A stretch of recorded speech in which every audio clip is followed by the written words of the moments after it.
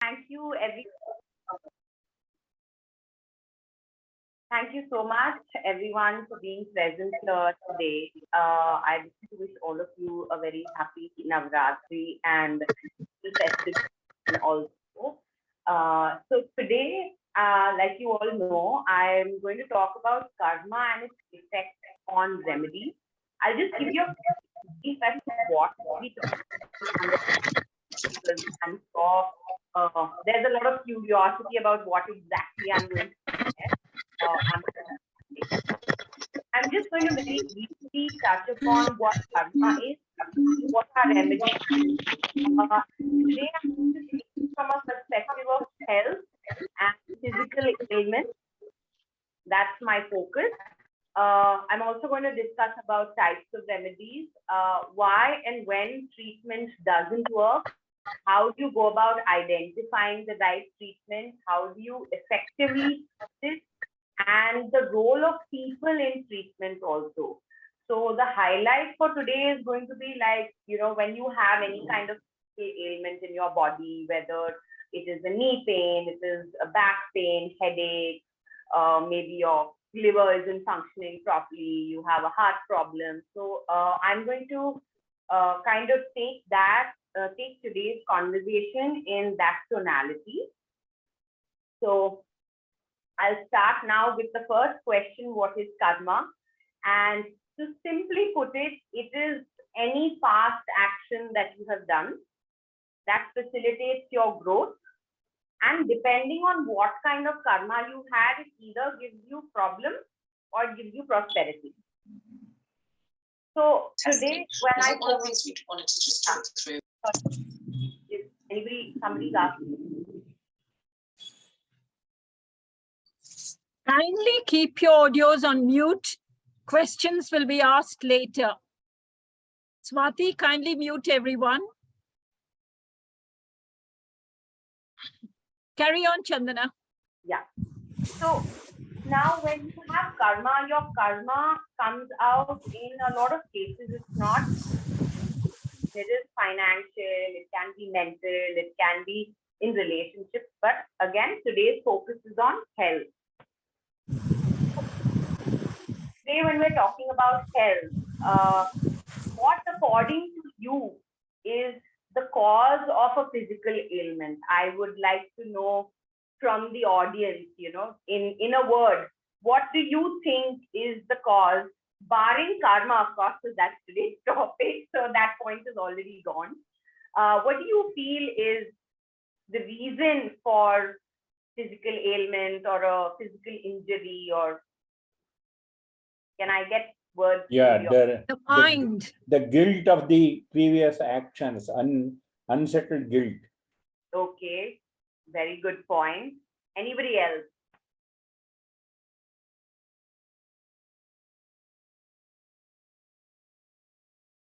Anyone else who has something to say? Maybe it's a sort of a feeling that it's your fate or your destiny or something like that. Okay. Anybody and else? Then, get worried and things like Okay. without taking practical steps. Okay. Everything they say is psychosomatic, mind over body. Very nice. Wow. Can I like also how well the audience is. I mean, everyone's so seasoned. So anyone else? So I'll stop taking answers now and go a little bit into it. That what actually causes physical ailment? Anybody else? Last responses. can be due to environmental causes like now coronavirus. Okay. So I think Swati, you can mute everybody. I'll just go on with the talk. So I want to give you a list of things which have come out of my personal experience over so many years of tarot reading. What actually causes physical ailment? So the first one is age, which is your general wear and tear of the body. The second is your lifestyle, what you inflict on yourself and the environment you're in, like somebody said, the pollution and all of that. Then a lot of people said emotional and psychological experiences taking manifestation in the body. You're developing migraines or some kind of cancer or some kind of a bacterial infection comes or something like that. Now, the fourth one is black magic. I'm just going to address it here irrespective of whether you believe in it or no, because the reality doesn't change irrespective of our awareness or ignorance. That's what I believe. So black magic is the fourth. The fifth, that also causes physical ailments, is ethereal beings. So when you get sometimes unexplained bruises when you wake up in the morning, or sometimes people have blood clotting in their body, eating disorders, menses that extend over a month, and it's not because of the general PCOD or PCOS or you're going through a menopause. So that is also a reason. The fifth reason is Vastu. I don't know how many of you are aware of the concept of Vastu, but yeah, Vastu oblique Feng Shui, if you're into that, that also causes physical ailments. And the last is karma, of course, your past deeds and what you have done in your current life as well as your past life. So this is what I would say, in my experience, is the reason for a lot of people's ailments, because over the years, I get a lot of people who have run from pillar to post, doctor to doctor, shelling out so much of money, swallowing every possible pill, tablet that is there to, find a cure, but that doesn't happen. So for me, as a tarot reader, I'm technically the last approach that anybody would go to. So obviously, if you have a stomach ache or a headache, your first reaction would be, let me go to a doctor and have it checked out. Nobody thinks I should go to a tarot reader or an astrologer and wonder why this problem is there. Why is this persisting? Why are we not able to treat it? And then you keep switching doctors, you keep switching medicines. So that is also your karma, where if you don't get the right treatment or you don't get the right doctor or guidance, that is also part of your suffering, where you have to go through that many years or months or that level of pain until you get some kind of guidance. So the first thing to really do is to understand what is the cause of the problem and not the problem itself. The remedy is secondary. First, you understand why is the problem happening. See, if I was a medical doctor, I would say, okay, this is not happening, or maybe, your vitamin levels are low, or you're eating too much salt and all. But when people come to me, I don't have a general response as to why something is happening to you the way it is, or why it has been there for so long.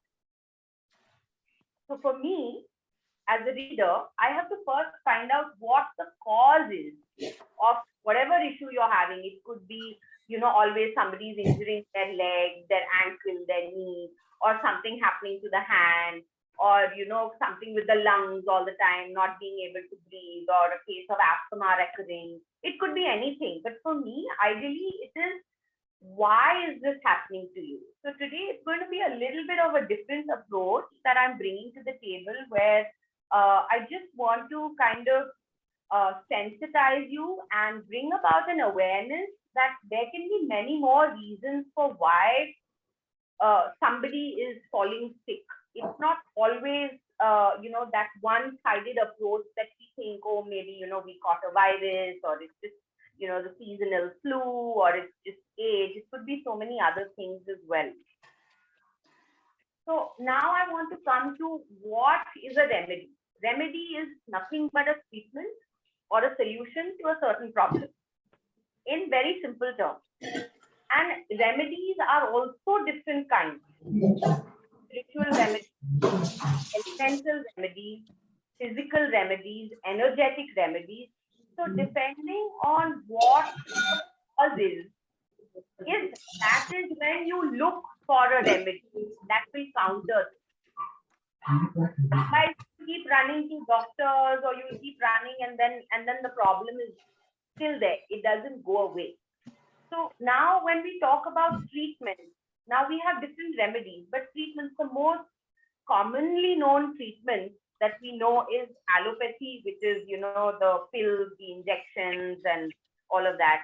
The second one is Ayurveda, where Ayurveda looks at your three doshas, the kapha, pitta, vata, and then they have, according to your body type, they give you different treatments, like you have bhakti, you have the leaf treatment, you have panchakarma, etc. You have homeopathy, you have alternate medicine also, in which you can, I think that also has a very broad category of treatments, which is Reiki, pranic healing, flower, sound healing, acupuncture, magnet therapy, crystal therapy. So all these come under alternate medicine. So these are mostly the more prominent forms of treatment. So what happens is, stage one is you go to a doctor, you go to a hospital, you try something. After you've taken second, third, fourth opinions, what happens is now you've lost faith in the mode of treatment. Maybe you've lost faith in allopathy, or you lost faith in Ayurveda. Then you switch. You say, no, I tried allopathy, but I'll try homeopathy now. Or if you've done homeopathy, you say, I'll try Ayurveda now. But then again, you've tried something, but it still doesn't really work, or it's not bringing about that necessary healing that a person wants.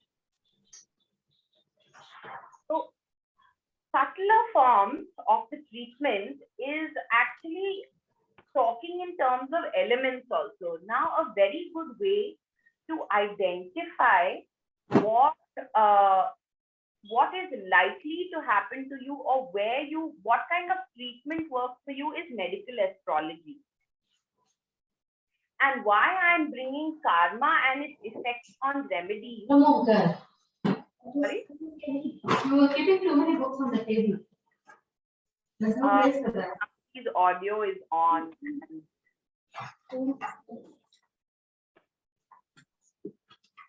Everyone, please mute yourself. Kindly mute yourself.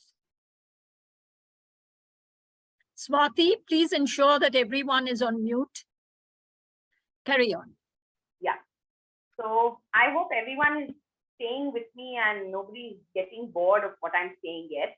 So why I bring karma and remedies is because karma involves a lot of things. I will directly relate it to your horoscope also. So horoscopically speaking, you may be running a certain planetary phase, which may cause a spike in sugar level, which may cause depression, which may cause injury to bones. So when you look at, because your horoscope is an account of what you have come with and what you're going to deal with to quite an extent. Let's not get into the debate of destiny versus will right now. Let's just say this is something you have. This is kind of a blueprint that you have. And depending on that, so when you say karma and when you say remedy, your answer also lies there. Because sometimes if you analyze a horoscope, or in my case, I do it directly with tarot, which is a more faster way of doing it. I don't require a horoscope to identify a certain kind of healing that is compatible with the person, that will work for the person. So say, for example, somebody has a heart problem, whatever, BP or low BP, high BP, whatever it is, cholesterol, something related to the heart. Now you have visited 4 cardiologists in the city or in the country. They're all very good. They're all extremely experienced people. But even then, sometimes you feel, no, I didn't really, it's not making an improvement, or it's making, a temporary improvement, or you're not comfortable with the treatment at all. So then what happens is, although you may be suffering from some kind of heart ailment, but your treatment may be different. That's where elements come in. So you have to understand that you have a heart, or somebody has a problem with their heart, what kind of treatment and what kind of element is going to bring them healing? So when I say elements, I'm talking about your standard elements, which is earth, water, fire, air, space, metal. I have listed out these. This is not written anywhere in any book. This is from my own experience, I have noticed. So when you say earth, say for example, anybody who is, let's stick to the problem of the heart. So when I say earth, you should probably look at treatments that involve herbs, involve crystals, involve mud baths, something like that. Or you can say, since it's earth and Ayurveda is also very herbal, or any other treatment that is the form of the earth element is what will actually cure the person, rather than just going to 3-4 cardiologists and then wondering why nothing is happening. The second one is water. Example of water element treatments are Bach flower, any kind of spiritual water that you do, that you energize and you drink. That can also bring about healing.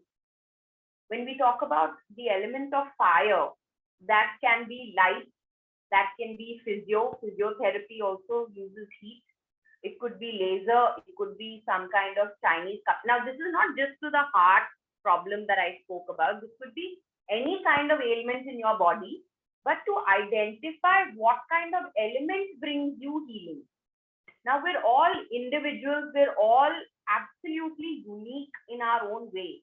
Therefore, after a point, you can't really generalize the treatment. If you're giving a general, there's a set procedure and the treatment is working, it's fine. But what happens when you've tried everything, you've gone everywhere, and then nothing is working? So then what do you do? And the person is still constantly suffering with them. The family also suffers. I mean, it's like a mass suffering that happens when one person falls sick. So what I'm trying to say is that if you identify even the elements, so like we're all made up of elements, but we have a certain tendency to have maybe more of fire or more of water, or sometimes if we're more of fire, it's not necessary that a fire-based treatment will only work for us. It could be that an earth or a water-based treatment can work for us because the cause of your problem is coming from fire. So fire meets with fire, nuclear explosion. But fire meets with earth, it goes. Fire meets with water, it subsides. So you also have to understand that aspect of it while you are identifying what is really causing this and now what kind of treatment you should take.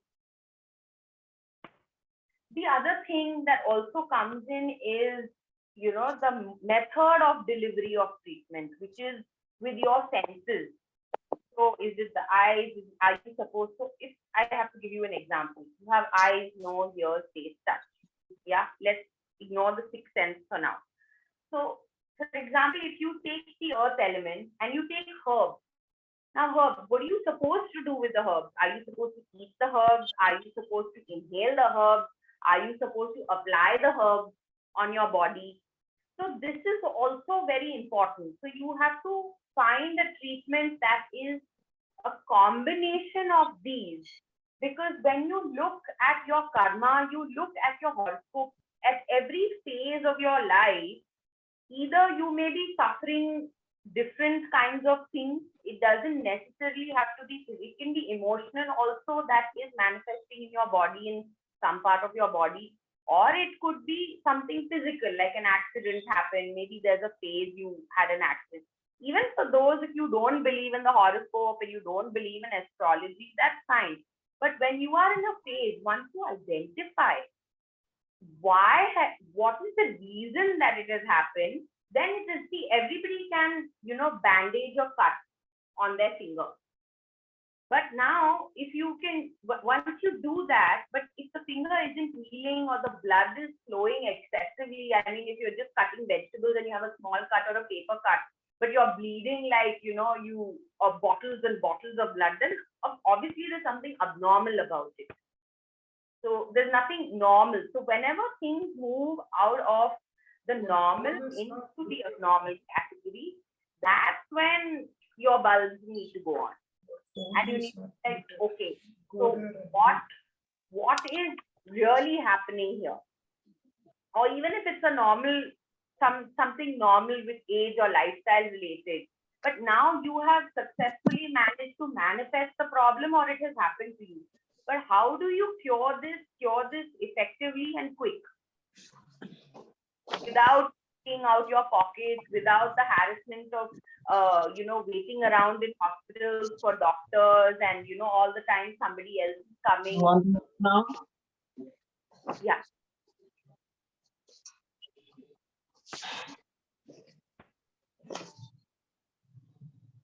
Is somebody saying something? I thought somebody's asking me something.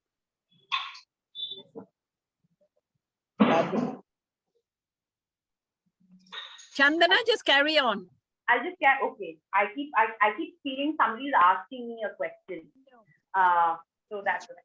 So now, when I come to that, these are all the reasons as to why a physical ailment happens and how you can cure it. When I come to how do you identify what will work for you, or what is happening to you, or why is it happening? So for that, the easiest way to look into it is to look to an intuitive science where you can find out this. Like I said, medical astrology is a very good way, or any other tarot reader, or somebody who's a powerful psychic who can say, like for example, in the villages, I don't know if you're aware of this or no, because my native root comes from North Karnataka.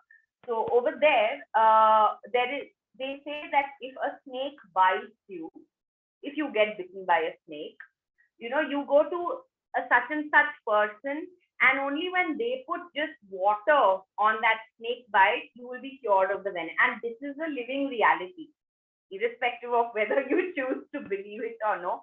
This happens. So even for something like that, when you go to somebody who is able to tell you, they may not treat you, but to get the right guidance, to identify what will work, or to give you a combination of what works, that is also again your karma.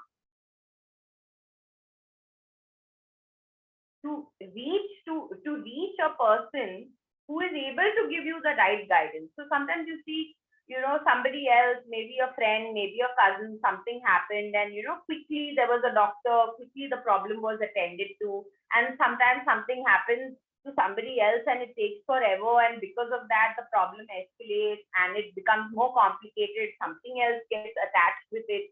So this is also your karma. Getting a proper remedy and getting a proper treatment is also karma. But what we need to understand is that depending on your past karma, what is the how do you counter that? Because if there's something negative, if it is irrespective of whether it's a test for you, or it's a suffering you are meant to go through, or it is something you have manifested yourself, why we need to do this identification is because the problem is based in karma. So if you don't understand the past karma, you can't get to the remedy also. I hope this is bringing some kind of clarity and not confusing you, or I'm not stating the obvious. Yeah? No, it's quite clear. Yeah? I hope nobody is confused. Now, the second thing also where karma comes in is in the role of people. What role are they playing in the treatment? So, for example, again, if you go to 4 or 5 people, maybe for physio, you're going every day or every alternate day or whatever, but you're not seeing that much of a change, or you're seeing change with only one person. Again, keeping the fact that they're all very experienced and they all know what they're doing, and they're all very, I can say, highly known and recognized in their field. Keeping that constant, why is it that when you go only to one particular person, you're getting the relief? Because that one person also has healing in their hands. That's first. that the person is a gifted healer. The second is that now if we take the hypothesis that all four are gifted, but you have a particular karma only with one of those doctors, and therefore only one of those doctors will be able to heal you. So if that person gives you a tablet or an injection or treats you, then only you will get, although he's doing exactly the same thing what the other three did. Because you have a certain karma with that person. So it's not just always, okay, where will I get my treatment, or is this the right, or how many sessions of treatment do I need? It's also the person. So like we say, everybody comes into our lives for a reason, right? So like that, you have people also who come into your life for healing. So, for example, you may go to 3 or 4 Reiki practitioners, but you find relief only with one, because your healing is written through that person only, or that is karma, or your problem is such that a person belonging to a certain zodiac constellation, or in Vedic terms, if I should say nakshatra. Now, you can't outright go to a hospital and ask a doctor, hey, give me your Janma Kundali, tell me what your sun sign, your star sign, your moon sign is, so then I know if I should be treated by you or not. So you can't do that. But when you've already gone to 3 or 4 people, and if you find that, yes, your treatment is working with one of them, it's not because they changed some tablets or they changed the methodology of the procedure. It's because your healing was written through their hands. So when you come or go to somebody who is very intuitive or somebody who knows astrology very well, now here's what I say. I say never blame the science. The science is excellent and pure in its form. It's not flawed. What is flawed is us, human beings. So it's like saying you have a knife, but if you give the knife to somebody who doesn't really know how to use it or where to use it, you don't blame the knife saying that this is a bad knife.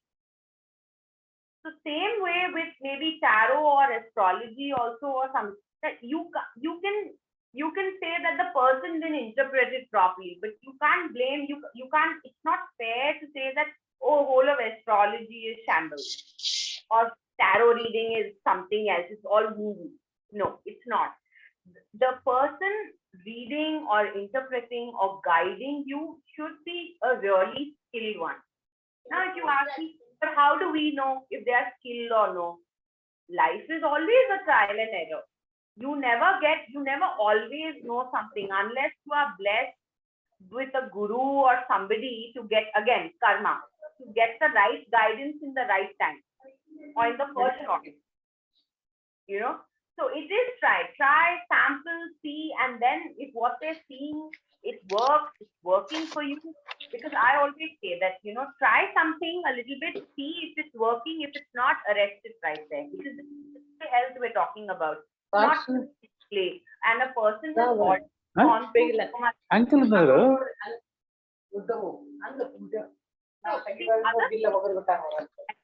Prabhakar, please be on silent. Prabhakar, mute yourself.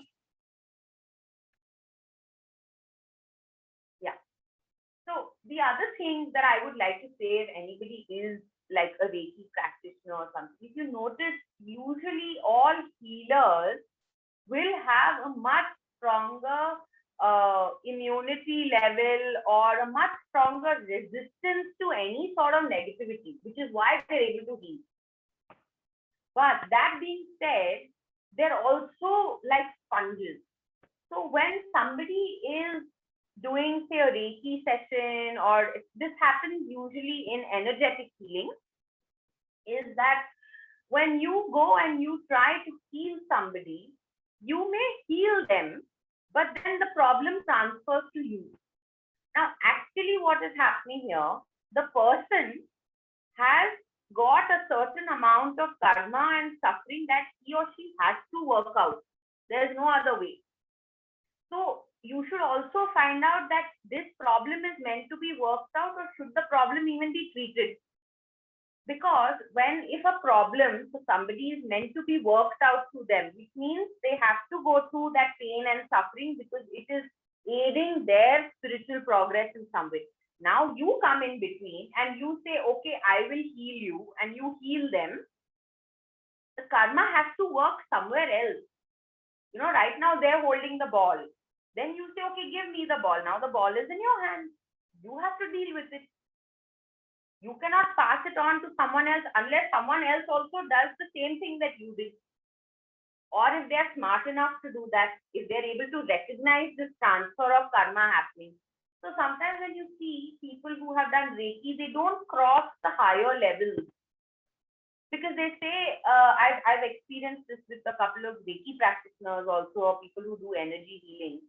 They feel like after a certain time, their life starts crumbling, their relationship or their finances or their health or whatever, it happens. Now, it's not because their immunity or something has gone down to this. It's because they have absorbed somebody's karma, which they were not supposed to do. So that is also a universal law, which you need to understand, that plays around with this karma. That whether you should even heal or no, or when should you heal, you wait for a certain time and that's when you heal them. Don't heal them immediately. Because they're meant to go through that. So after all of this also, then if you don't get, like you've gone everywhere, you've tried everything, and still there is no concrete treatment or solution, your problem still persists. Then, like we say, forgiveness heals. But that forgiveness is not you forgiving someone else necessarily. What we are used to thinking is that, if we've manifested a certain problem and we've manifested something, or, we forgive them and we let them go. That is a very small aspect of it. But the reason for your suffering is because somebody else has not forgiven you. That is where the catch is. So when you don't see any outlet from a problem, then you have to see that you ask for forgiveness in whatever path you follow. And when you start doing that, that's when your problem starts getting countered. So now, for example, if I have to say, yeah. So when it comes to type of remedy, suppose it is, I can say a spiritual remedy in this case, where you're not getting forgiveness from the person, from somebody that you hurt in the past in some manner, in some lifetime, we don't know. The only thing you can go to God, or the main source or the light or whatever it is in your belief system. And sometimes that's when a spiritual remedy comes in, where it's actually no treatment. It's you chanting, like a lot of people do Buddhist chanting, or some stotra chanting, or something that you do. That is what then starts curing your problem. So sometimes the remedy is there. And genuinely, if you ask for forgiveness, you will see at least a 20 to 40% reduction in your pain or in the timeline of your suffering. This I have physically seen, so I can vouch for it. So this does happen. So the other thing is also that when you have an interference from things that are not age related, not lifestyle related, and you have, like I said, there are ethereal beings, or there is a problem with the vastu, there you may try to just treat a problem physically to the best of your knowledge, but the solution is actually a particular bedroom in the northeast corner of your house. You put something there, and after that you figured you're having migraine. So instead of swallowing tablets unnecessarily and going from pillar to post, hospital to hospital. You just make that one small change in your house and you see that the problem goes away. Now, when it comes to something like Vastu, again, we have it written here where we will live, how we will live. That is also your karma. So you see how karma is, your own karma is playing out in different fields and coming to you in the form of an ailment or something. Even if you go to a place, now a lot of people shift homes. They're staying in different cities and all. Sometimes you land up in a house that has some paranormal activity happening in it. Happens. Again, you have some karma with that ethereal being that's hanging around in that house. Which is why you landed there, which is why you ended up taking that house. And now something is happening to you. So the whole point is to understand why something is really happening, what and where the treatment will come from, and then who can treat. And that's how you find out that your physical ailments can now, you can completely be rid of it and be free of it. Otherwise, it becomes very difficult. So this whole talk that I'm giving is basically how does one go about identifying or forming a certain remedy, because a lot of things can be a combination of things. So if you say, okay, you go to this particular doctor, take this treatment, but simultaneously also do this mantra chanting, and maybe go for a walk to the park in the morning. Now, walking in the park is not because doctor is saying, walking in the park is because you need to be closer to nature. You need earth to heal you. So when you do a combination of things, that's when you see the magic happening. That is where your karma comes in. That is where your physical composition, along with your karma, along with including people, all of that gets rolled into one ball. And that's how you're able to identify, okay, now this is what I need to do and this is how I need to do it. And then there is a significant change in how you feel.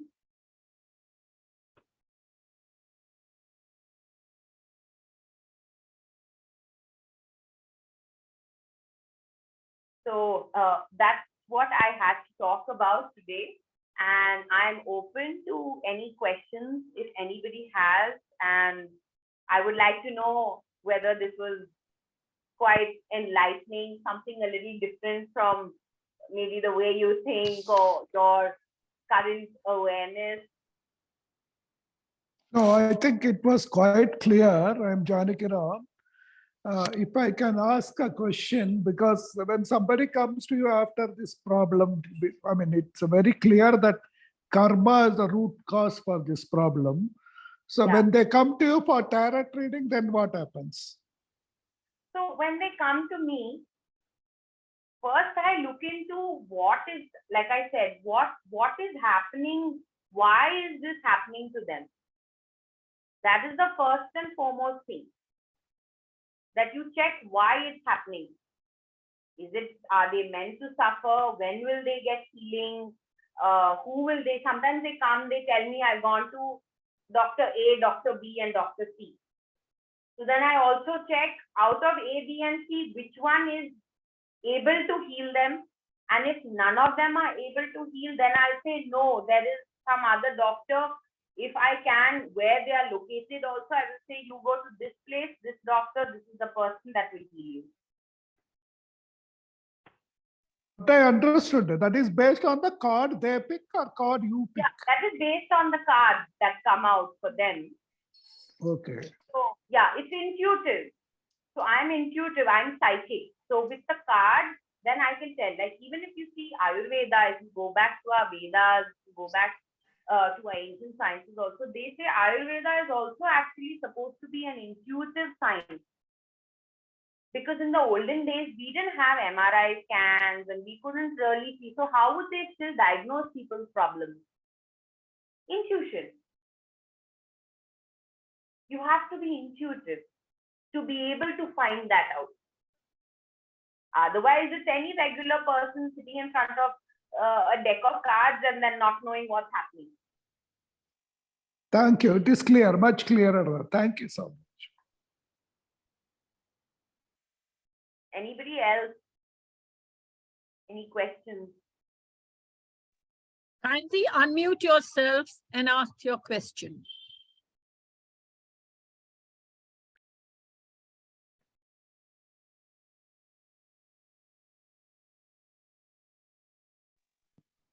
Will it help if we read more about karma, which is any resource, or just to be accept that karma is the cause for everything? Or is there some reading we can do about karma? Want to know more about karma? There are a lot of books that I can recommend. I can send in a reading list as well to Varshida that you can refer in terms of how karma works, which is why I didn't want to go too much into the topic, because that is a topic in itself, maybe for another satsang. So there is a good reading list which you can refer for karma and how it works. I will give you the authors, because for me this is reading over the many years as well. So I can't just give you one or two books that pop. But yeah, I can give you a reading list. I think you can send it to Sajani or Swati, and they will. I don't know if you can see. Can you see this? I have. This is all a private collection over the years that I have started. So, and it's not necessary. It always comes from a book that's specifically written on what karma is and how it works. It's also through reading a lot of experiences. It's also through reading different kinds of literature. Like if you see Many Lives, Many Masters is also a very good way where you identify what karma is and how it's really working. When it comes to addressing people's physical ailments, whoever thought past life regression could cure somebody? You know? So it's not necessarily, I mean, for me, my knowledge isn't from one particular source. It could be many related or unrelated books also. So if I give you a book on Vastu, you'll say, how is this karma? But they say there are only two things, I mean, according to Vedic scriptures, that can make and break you. Or one is your own birth chart, your horoscope. The second one is the house you live in. The Vastu of that, because that is also like a horoscope. And a lot of times, if your horoscope is not very strong, or there is a certain problem in a certain area of your life, that can be corrected just by the change of a house or the way you build your house. That is also karma. Because like in Kannada, they say, hennu, mannu, runnu.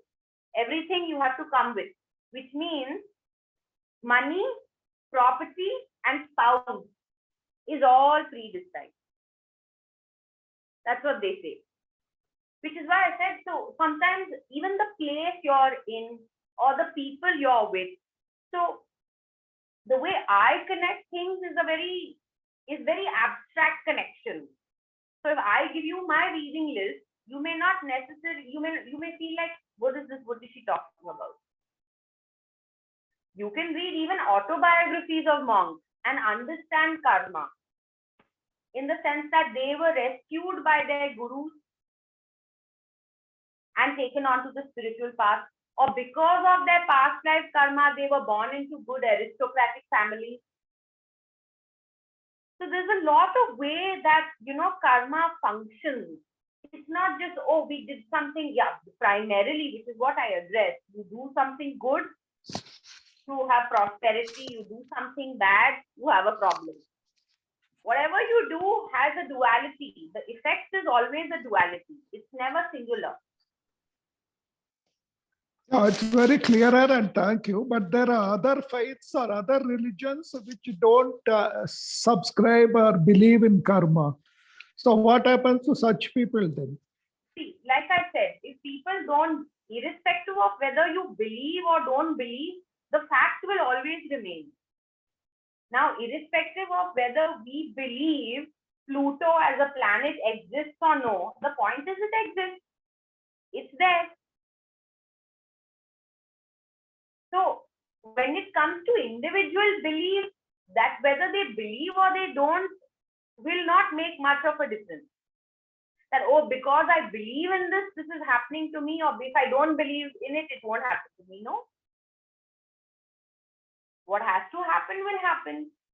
What can happen will also happen. What you can make happen will also happen. Nice. Thank you. Very good. Very nice. Anybody, any other questions? Any other Yes, questions? I have a question. Sajani. Yes, go ahead, Ramesh. Namaste, Chandana. So talking on, continuing with the theme of belief, you mentioned you were speaking about black magic. Yeah. So if one doesn't really believe in it, does that really affect you much, or and how can one undo it, and why does it happen? Is it a karmic thing that you come across people who do such things? Ideally, from Vedic perspective, most people, if you have planets in Dusthana houses, which means 6, 8, 12, which is in your horoscope, that means there is a karmic tie there, which is why somebody or the other will keep doing some black magic on you. It could be someone in your family, it may be someone in the office, it can be somebody in your social circle, but the point is this energy will constantly interfere in your life. Now, the reason that is interfering in your life is because maybe you did something and now you did the tit and now the tat is happening. Got it. When it is in your horoscope, then it is very evident that you are more susceptible to this. Okay. So it's not that only this person, it could be anybody, but there will be somebody trying to do this one. That's first point. Okay. Second point is that even if you don't believe in it, there are good chances, depending on how strong the opposition is, it will affect you. Although but if you're not so conscious of it, you will just go with this attitude with life that, everybody has ups and downs. If you don't read too much into it, it's less likely to bog you down mentally, but you may still be suffering. May still be suffering a problem. And another thing I would like to say is that when a physical ailment is caused because of black magic, it will never be detected by a doctor or modern medicine. This I can write and sign and give it. You will never ever be able to detect why this is happening. Your test reports will come normal, your checkups will come normal, nothing will reflect in the scans and the MRIs, but the problem is there. This is also because of black magic. Now, coming to how does black magic really affect you? So we don't have just one body. Right. We're made of 5 layers of body. Panchakosha. Yeah. So it actually, to put it very simply, it attacks your aura. Pranamaya kosha, is it? It's still a bit deeper. It will attack your chakras and your nadi. The energetic skeletal network that you have. It will attack there. Okay. So one thing we need to understand is the subtle is what manifests the physical. It's never the physical that manifests the subtle. So if somebody is strangling your etheric body, obviously you're going to feel like, I don't know what's happening. I'm feeling like I'm choking. I want to drink a lot of water. I don't know what's wrong with me. Right. So that's to overcome it, one is you were speaking about chanting or sadhana and things like that. Yeah. So when you chant, when you do sadhana, all of this protects all your 5 bodies. And if you do that also, now the way to negate this effect is you have a concept of tamas, rajas, and sattva. Yes. The 3 gunas. Yes. Or the 3 states. Correct? So if you are still doing your chanting, and now see, the fact that we are in this physical body is because we have some amount of tamas. Right. You cannot be completely free of it. So, but when you increase this, now a lot of people say that, oh, by just not eating meat, and you can reduce the effect of the attacker. Okay. But you will not be able to negate it completely if they are very strong. Like if they are after your life or something, they want to properly bury you and finish you. Then you have to be very careful. Then mantra chanting helps. Because when you do mantra chanting also, your consciousness is continuously raising into sattva gun. So if you say, I have stopped eating non-veg and black magic will not affect me, it will. Where is your conscious? How do you think? Do you think positive? Do you think, I'm not saying be overly optimistic about life, but how much of negativity do you have within yourself? Are you very cynical, pessimistic? Do you have are you short-tempered? Do you have a lot of anger? What are your thoughts for people? Purity of mind. Right. So we feel that just by giving up non-veg and just by doing certain things, we are completely free. No, you are free when you are out of this body.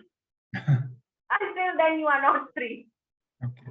But you can reduce it, and it's good to not keep thinking about it, because when you think about it again, you are generating a certain frequency, and that person is waiting to match that frequency. When he knows, oh, there's a link, then he leaves the arrow. Then you get hit. How about techniques like Ho'oponopono? Do they help to close these kind of karmic bonds? They do. Even cord cutting also helps. Very good. I've seen that also work to a great extent, where because sometimes what happens is, see, when something is repeated either enough number of times, or it's done with a certain level of intensity, that's when the karma gets created, irrespective of positive, negative. Right. Got it. So repetition and intensity, when these two things happen, you have created some kind of karma. So usually what happens is, sometimes, say for example, some stranger maybe in your office or somebody, you meet them, you're okay. It's not like you have immediate love at first sight or hate at first sight, whatever it is. But over a period of time, you kind of become very close friends, or something like that. Now you have established a karma with that person. So in next life, this person may come as mother, brother, wife, sister, sibling. Okay. Because you have created that bond. Which is why I come back to the very essence of Buddha's teaching, that don't have too many desires, or don't detach. Detach not even just from desire, detach from a lot of things. Because the more you attach, the more there's a bond. The minute there's a bond, there's karma created. Even hate. You hate. Suppose in this life you say, I don't know, I hate this person, or I hate these kind of people, or I hate the Americans, or I hate this. Next life you'll be born in America. See, because the universal energy just understands what you're giving out. It's all on frequency. So what about bonds of love, attachment, like parental love, for example? Love for the child, it's very strong. But what kind of karmas that does it show up? See, you have a lot of things to square off. Not necessarily just parents, and as you may come as parent and child, but if you notice, sometimes even like say, you parents and child can also come as enemies. Not necessarily all love. Yes. And especially when you have 2-3 siblings in the house, you see the parents' love for every sibling is slightly different. It's not. Yes. Definitely. Yes. It's again their instant karma with that person. Right. Yeah. So sometimes it is also that it's not, karma is giving back to somebody what they owe you.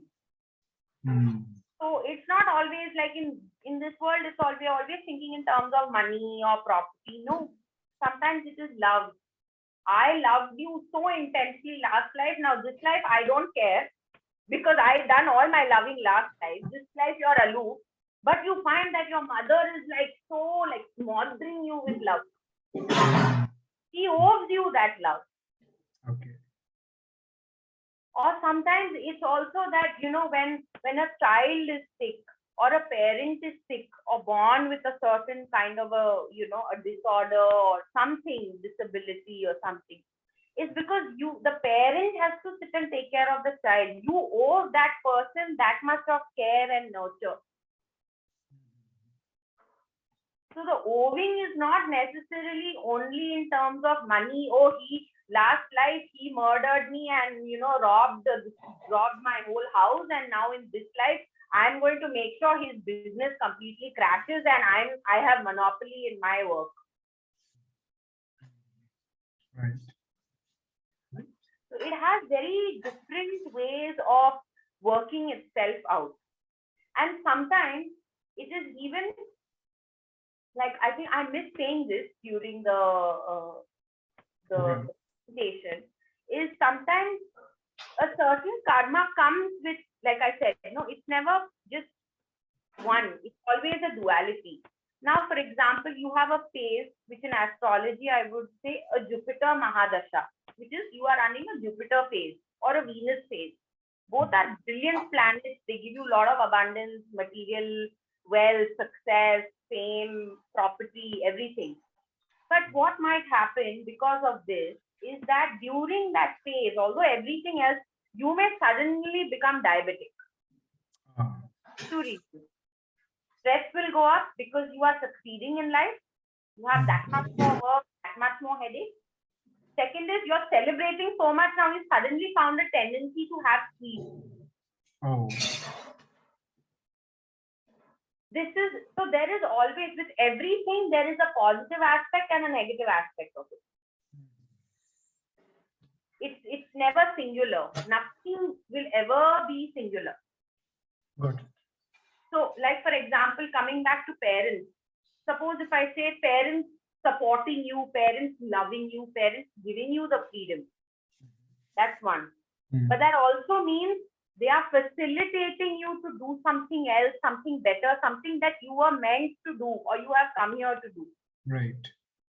You know, so say for example, if somebody comes and they're born into a family and they suddenly say, no, I want to be a musician.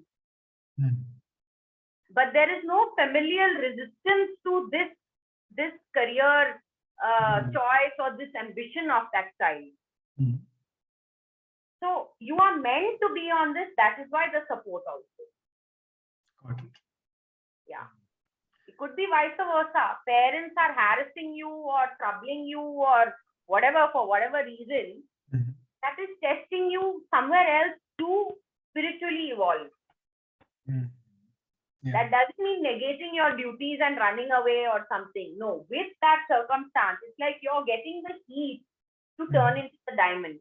But a lot of times people don't understand where is the counteraction taking place. Right. Each aspect of the life is a spin-off. They don't understand that. Interesting. Yeah. Thank you. It's a lot to digest. Thank you, Chandana. Thank you. Any other questions? Hi, I just wanted to check how to connect one-on-one. I can give out my number if you want to write it down right now. Put it on the chat. You can put your number on the chat. Okay. I think, but once the call is off, the chat will also go off. No, you take it down on the chat she's putting it. You look up the chat and take down the number. Yeah. So anyway, I'll just say it. It's 858-60-17954. If you want me to repeat that, I'll repeat it. It's 17954. You can also get in touch with Varshida Swati for my contact number if all else fails.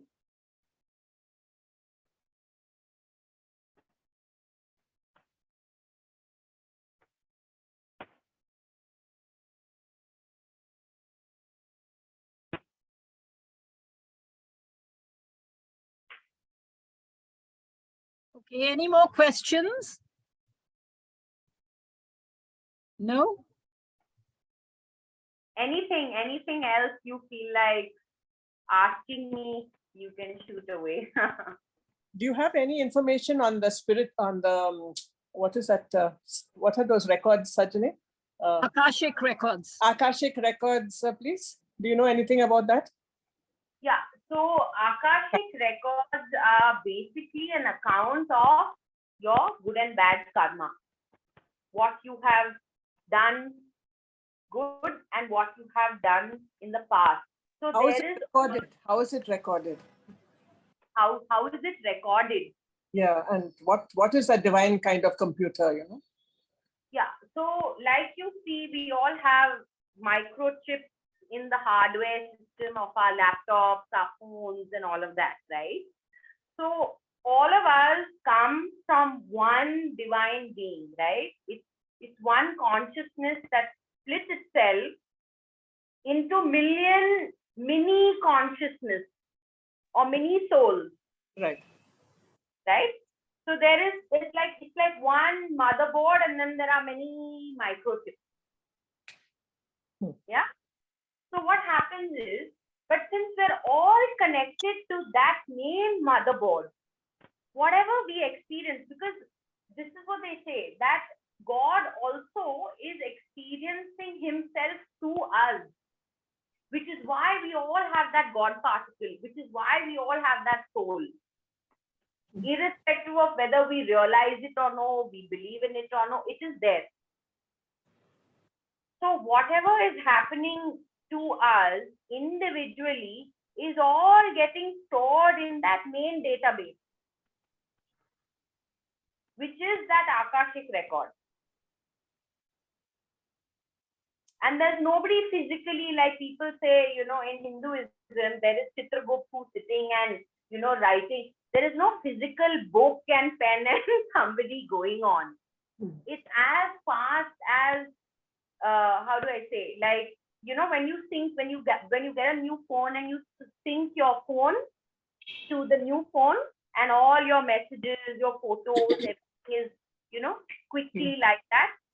So it's because your soul also always retains it. And what you are doing is you are just changing the body. So it's always here. It's just that it's not tapped into. What is tapped into is only a certain part of it. That is that external GD card which we call for more memory.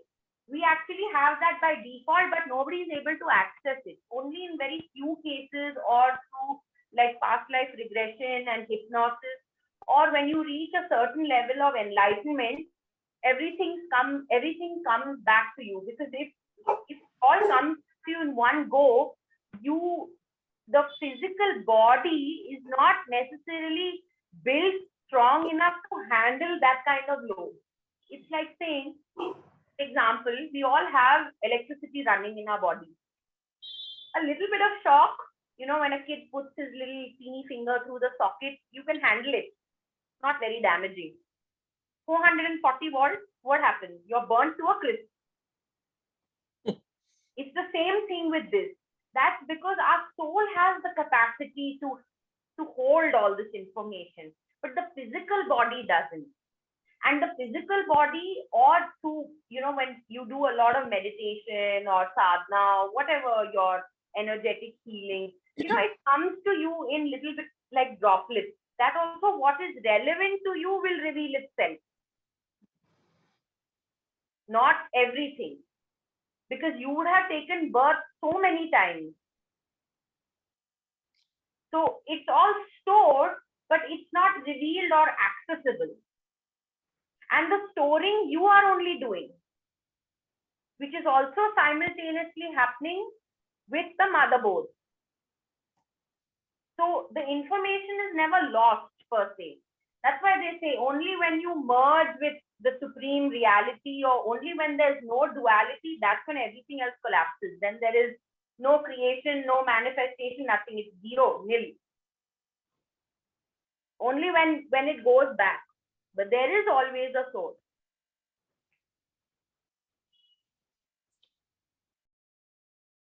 And when you come, every birth that you choose, every lifetime, every timeline that you come into, saying a certain period, is because you choose from that account what you want to work out.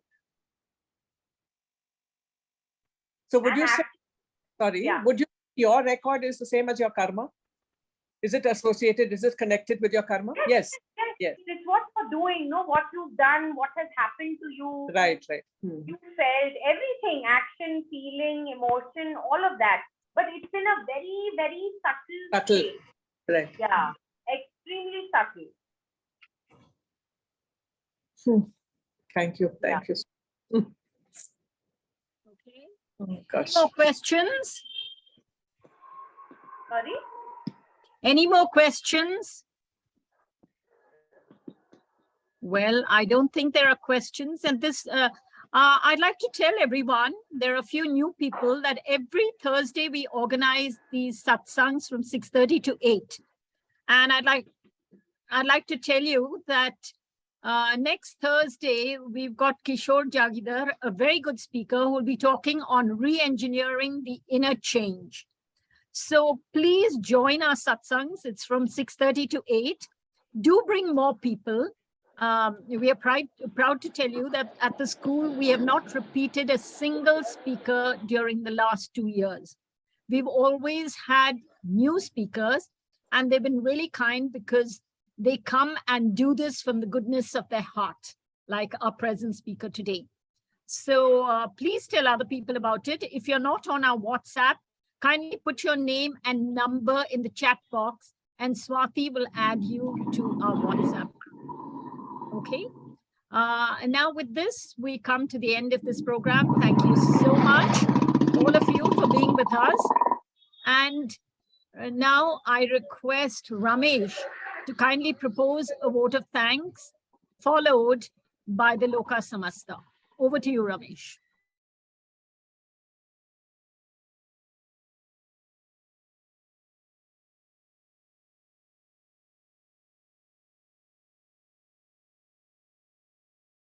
Into these this esoteric knowledge.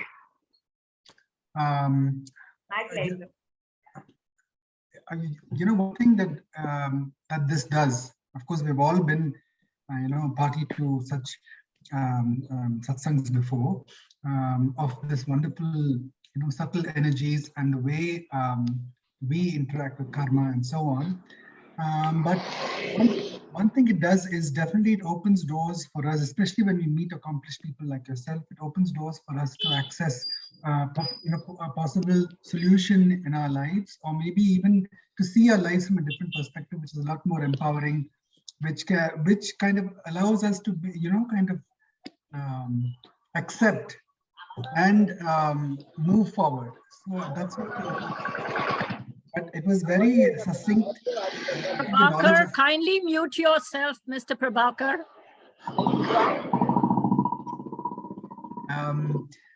Your satsang today was definitely very empowering, and it brought us in touch with, once again, with the fact that we are a soul and we're not this body. We go through many lives, we have many experiences, and it all boils down to our ability, our willingness to make a choice to pursue self-realization ultimately.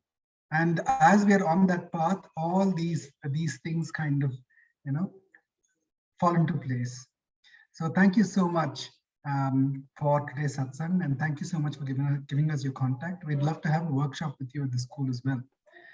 So on this note of gratitude, let us all sit straight with our back, neck, and head aligned for the Loka Samasta today.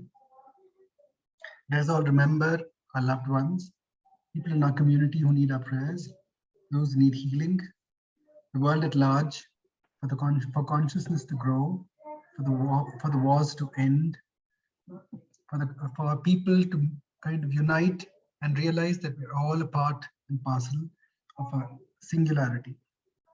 Take a deep breath. Let go.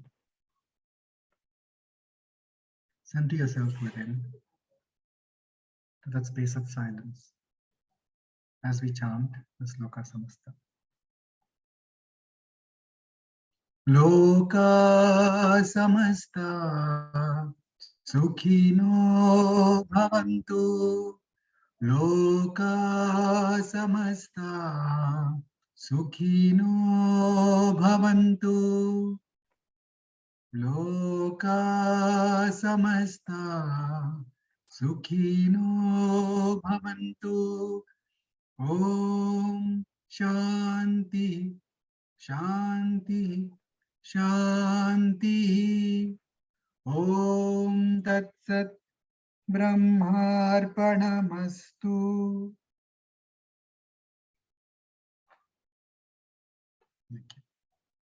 Thank you so much, Ramesh. Thank you everyone for being with us. And we look forward to seeing you next Thursday at 6:30. If any of you would like to speak at our satsangs, or if you know any good speakers, do let us know at the School of Ancient Wisdom, because we're constantly looking for new speakers, right? The speakers for October are already, so now we're looking for speakers in the month of November, right? So thank you, everyone. Good night, and thank you for everything. Goodbye.